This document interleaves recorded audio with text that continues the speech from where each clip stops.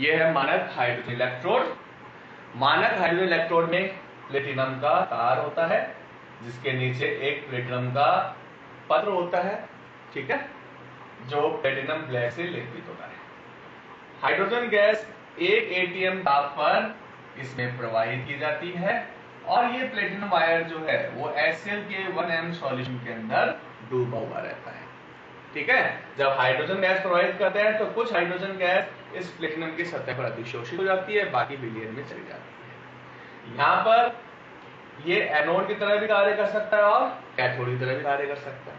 अगर एनोड की तरह कार्य करेगा तो यहाँ पर ऑक्सीजन होगा, यानी हाइड्रोजन H+ आयन टूट जाएगा, ठीक है। और अगर कैथोड की तरह कार्य करेगा तो अपचय हो जाएगा। सेल को हम इस तरीके से दर्शा सकते हैं। प्लेटिनम इलेक्ट्रोड है, 1 atm दाब पर हाइड्रोजन गैस प्रोवाइड की और H+ आयन की सांद्रता कितनी है, 1m सांद्रता है। तो ये हो गया हमारे पास मानक हाइड्रोजन इलेक्ट्रोड। और मानक हाइड्रोजन इलेक्ट्रोड जो होता है उसका आपको पता ही है कि सेल विभव का मान में कितना माना था, 0, ठीक है। तो अब लिख लो इसके अंदर आगे एक पॉइंट और, किसी इलेक्ट्रोड का विभव ज्ञात करना हो, इलेक्ट्रोड का विभव ज्ञात करना हो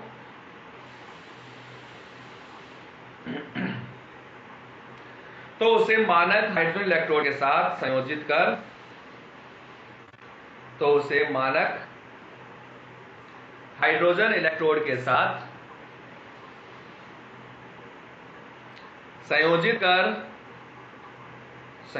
कर सेल का निर्माण किया जाता है,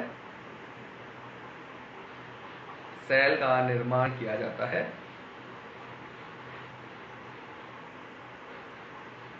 तथा सेल का विभव ज्ञात करने के पश्चात, सेल का विभव ज्ञात करने के पश्चात निम्न सूत्र के द्वारा, निम्न सूत्र के द्वारा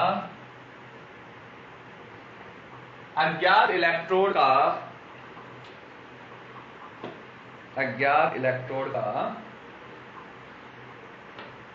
इलेक्ट्रोड विभव ज्ञात कर लिया जाता है।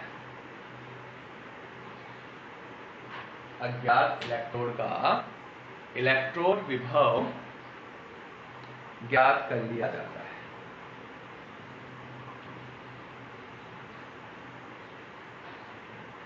Line change. विभिन्न धातुओं को उनके घटते या बढ़ते हुए, विभिन्न धातुओं को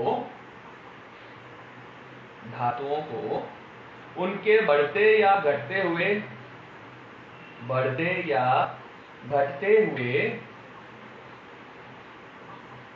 मानक इलेक्ट्रोड विभव के आधार पर, मानक इलेक्ट्रोड विभव के आधार पर रखने पर, मानक इलेक्ट्रोड विभव के आधार पर रखने पर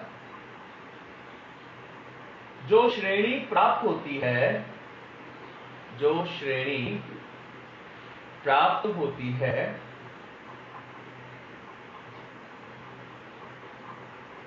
उसे विद्युत रासायनिक श्रेणी कहते हैं। जो श्रेणी प्राप्त होती है उसे विद्युत रासायनिक श्रेणी कहते हैं।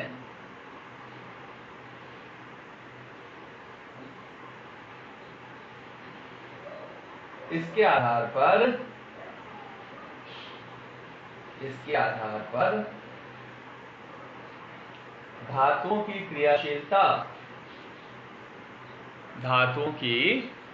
क्रियाशीलता का निर्धारण किया जा सकता है।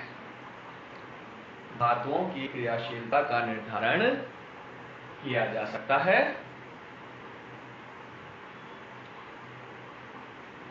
तथा सेल में एनोड व कैथोड का निर्धारण किया जाता है। एनोड व कैथोड का निर्धारण किया जाता है, ठीक है भाई। तो जो अपने किताब में देखना वहां पर दी हुई है विद्युत रासायनिक श्रेणी, जिसमें सभी इलेक्ट्रोड जो है उनके मानक अपचयन इलेक्ट्रोड विभव के मान दिए हुए हैं, ठीक है ना। और इलेक्ट्रोड विभव के आधार पर अपन उनकी क्रियाशीलता क्या, जिसका मानक अपचयन इलेक्ट्रोड का मान ऋणात्मक में है उसका ऑक्सीकरण इजीली होता है, और जिसका मानक अपचयन इलेक्ट्रॉन विभव का मान धनात्मक में है उसका अपचयन आसानी से होता है। तो अगर धनात्मक मान बढ़ रहा है तो वो कैथोड होगा, ऋणात्मक मान बढ़ रहा है तो वो क्या बनेगा, एनोड बनेगा। ये ध्यान रखना। मान लो मेरे पास दो धातु इलेक्ट्रोड दे दिए ए और बी, इसका इलेक्ट्रॉन विभव का मान है -0.76 और इसका इलेक्ट्रॉन विभव का मान है -0.34।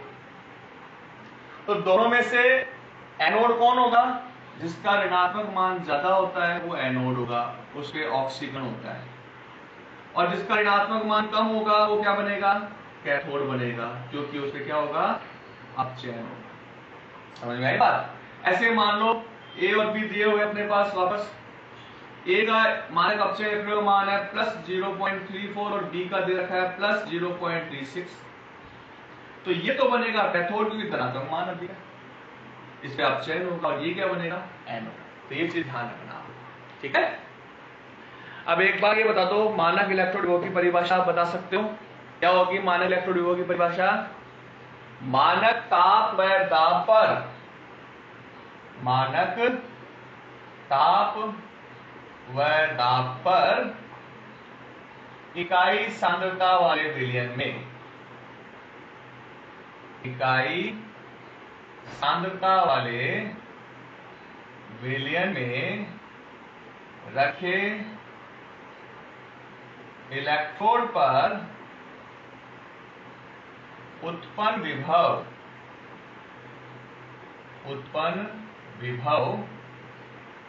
मानक इलेक्ट्रोड विभव कहलाता है। मानक इलेक्ट्रोड विभव कहलाता है। समझ में आई बात। मानक ताप व दाब पर इकाई सांद्रता वाले विलयन में रखे इलेक्ट्रोड पर उत्पन्न विभव मानक इलेक्ट्रोड विभव कहलाता है। ठीक, तो ये हो गया अपने पास मानक इलेक्ट्रोड विभव और हाइड्रोजन इलेक्ट्रोड के बारे में। अब करते हैं हम आगे का टॉपिक स्टार्ट।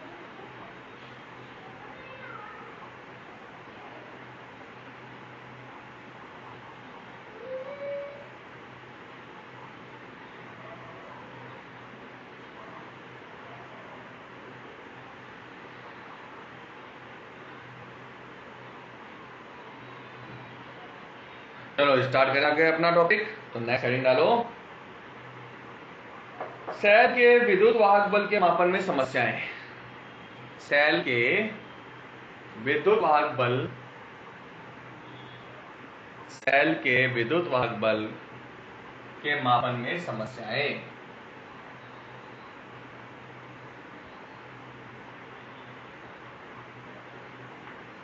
विद्युत वाहक बल लिखिए,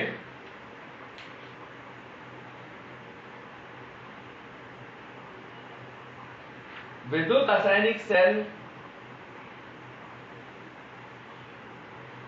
विद्युत रासायनिक सेल के उपयोग में निम्न समस्याएं आती हैं।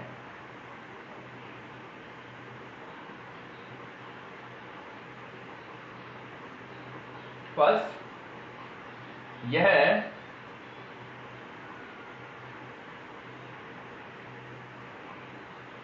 उत्क्रमणीय विद्युत वाहक बल नहीं दे पाता। उत्क्रमणीय विद्युत वाहक बल नहीं दे पाता।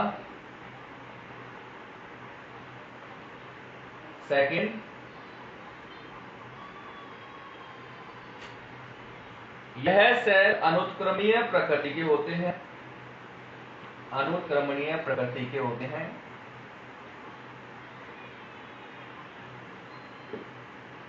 और थर्ड, सेल में ताप गुणांक का मान अधिक होता है। सेल में ताप गुणांक का मान अधिक होता है।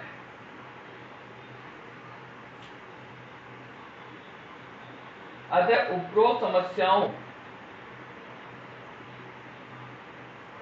समस्याओं के निवारण हेतु मानक वेस्टर्न सेल मानक वेस्टर्न सेल का उपयोग किया जाता है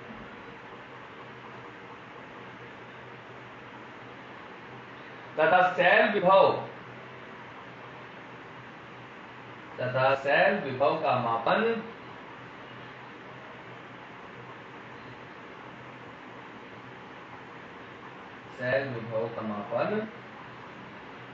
विभव मापी के द्वारा किया जाता है, जो पोगेनडॉर्फ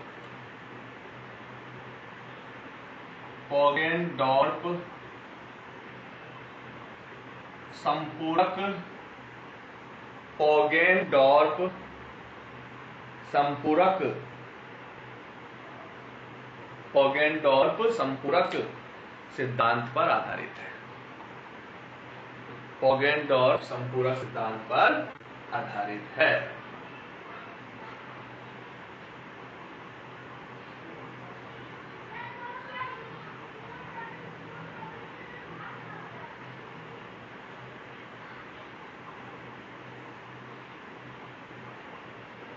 ठीक है, तो विभव मापी जो है वो पोगेनडॉर्फ संपूरक सिद्धांत पर आधारित है और मानक वेस्टर्न सेल का यहां पर हम लोग उपयोग करते हैं।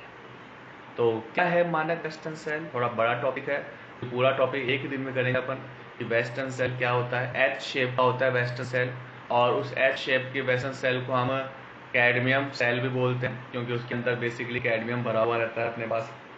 ठीक है, इसका ताप गुणांक का मान भी बहुत कम होता है। और फिर अपन क्या करते हैं, जो पोटेंशियोमीटर होता है, जो विभव मापी होता है, उसमें अज्ञात सेल को और वेस्टर्न सेल को बारी बारी से लगाकर हम उनका विभव जो होता है वो ज्ञात करते हैं। ठीक है, तो सेल का जो विभव है या विद्युत वाहक बल है उसे हम ज्ञात कर सकते हैं। तो ये पॉइंट करेंगे हम नेक्स्ट क्लास के अंदर।